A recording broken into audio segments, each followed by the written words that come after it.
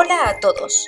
Hoy continuamos con el estudio del tema El imperialismo del siglo XIX. Entramos ya en la tercera y última parte. Vamos a comenzar hablando sobre el reparto de África. África es el continente de referencia para estudiar el fenómeno del imperialismo colonial, pues en él confluyen durante el siglo XIX todas las potencias coloniales, desde Inglaterra, Francia y Bélgica a Alemania, Portugal, Italia o España. Esto provocará entre ellas la aparición de graves tensiones internacionales. Antes de 1870 el continente era prácticamente desconocido. Solo se ocupaban posesiones costeras, enclaves portugueses, británicos y holandeses. Y a partir de la Conferencia de Berlín del 84-85 comienza la carrera por el reparto del continente. Los estados europeos, reunidos en Alemania, acuerdan los principios por los cuales la ocupación debería ser efectiva. En primer lugar, las potencias firmantes reconocían la obligación de asegurar los territorios ocupados, estableciendo una autoridad suficiente para hacer respetar los derechos adquiridos. Se entendía como el derecho de facto sobre los territorios ocupados. Para ello, era necesario el traslado de contingentes de población desde la metrópoli. En segundo lugar, se estableció el derecho de libre circulación por los ríos Níger y Congo, independientemente de la colonia que hubiese establecido el control en sus cuencas. El interés por el continente se inició a partir de la llegada de misioneros y exploradores a las regiones interiores. La fama de Livingstone o de Stanley contribuyeron a difundir en los medios de comunicación noticias sobre las aventuras de estos exploradores en el interior africano, descubriéndose muy pronto sus posibilidades económicas.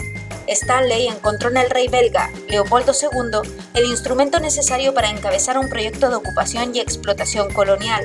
Así, en 1878, fundaron en Bruselas la Asociación Internacional del Congo, una especie de sociedad promotora de negocios que convertirá esta vasta región centroafricana en una finca personal del rey belga. Después de estudiado este proceso, ¿cuáles serían las consecuencias? Pues debemos entender que no van a ser las mismas para las metrópolis que para las colonias. Mientras que para las primeras va a ser todo beneficio, para las segundas, la situación de precariedad generada en este periodo las conducirá a su situación de dependencia actual. Vamos a analizar, en primer lugar, las consecuencias para las metrópolis. Por un lado, se produce el alivio sobre la presión demográfica. Gracias a los movimientos migratorios, se solucionaba gran parte de las posibles tensiones que desencadenan conflictos sociales. Por otro lado, se abren las puertas a un nuevo impulso industrial.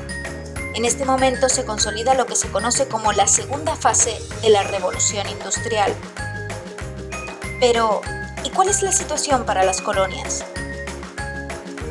Para empezar, se produce la imposición de las culturas foráneas sobre la de los territorios ocupados.